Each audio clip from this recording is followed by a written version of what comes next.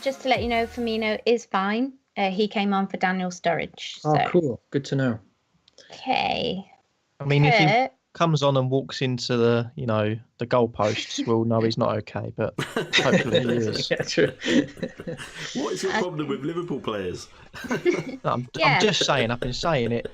Oh, Salah hasn't scored. He had a goal ruled out because he probably cheated. The bloke just does not need to be in your FPL teams. Sorry, I'm rant over. Had to mention Salah. So is this the point where we ask Mo or no? Well, we know the answer, so hopefully, anyway.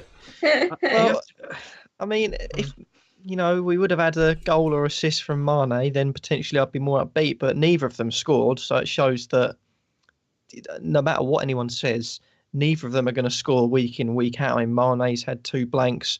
I'm sure Salah's had, he's had 1. Not sure if he's had 2 or not. Yes, he has had 2. Last 2 games, Leicester and Tottenham. So they're both blank, but we've got to accept that they're not going to be scoring every game. Otherwise, Liverpool would have a lot of goals to score this season, and it'd be pretty easy. But I still can't look past 13 million. I mean, now that Hazard's in form, if Hazard performs like he does when he is, up for a season and up for a new tactic, a new manager, a new start, he should blow Salah out the water. Add Mane in for a bit of extra cover, and you've got, I think, the points covered at least, if not, far more.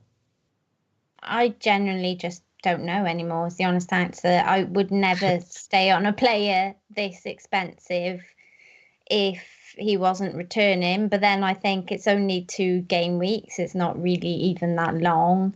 I'm not going to lie. Jay was just saying about making one of these ballsy moves. I already have Hazard, so if I sell Salah, I'm actually considering moving to Raheem Sterling. Yeah, sure. I did my ones to watch and ones to avoid video, and I really like the look of him. It would leave me without any Liverpool attack though. That's the only thing that's slightly putting me, well, unless you call Robson attack, which sometimes he is. Yeah, true. So, it's what I'm tinkering with at the minute. I think that the difficulty is, firstly, credit where credit's due. I think like Kurt and everyone who went against Salah at the start does deserve credit, because so far Mane and Firmino have covered him. Mane and Firmino. I dropped Firmino after 3 game weeks, and now he's returned 2 goals in the last 2. And Mane has outscored Salah. So granted, Salah has all the stats, but from an FPL points perspective, people who went without Salah and went Mane and Firmino are probably in a better position now. But last season I had Kane for the opening 3 game weeks and he blanked in all 3, and I was very quick to jump off him. With Salah, I feel safer and more patient with him, especially with Southampton at home next. So this is going to be the telling game week now. If he doesn't deliver in Southampton at home, that'll be the moment where I'm like, okay, now the fixtures are starting to turn. He's not scoring at home against Southampton.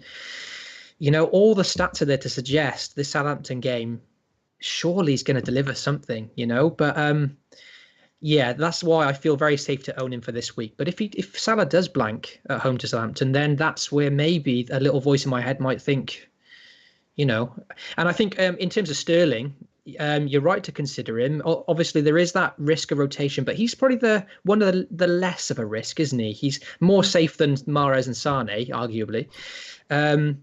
And I think the exciting thing about Sterling is his low ownership as well. You always think, oh, wow, no one's got this guy, so it's quite fun to own him at that point. I think, the other thing is kind of, do I want to double up on Sterling and Aguero? So lots to think about there, but it's one I'm considering, just putting that out there.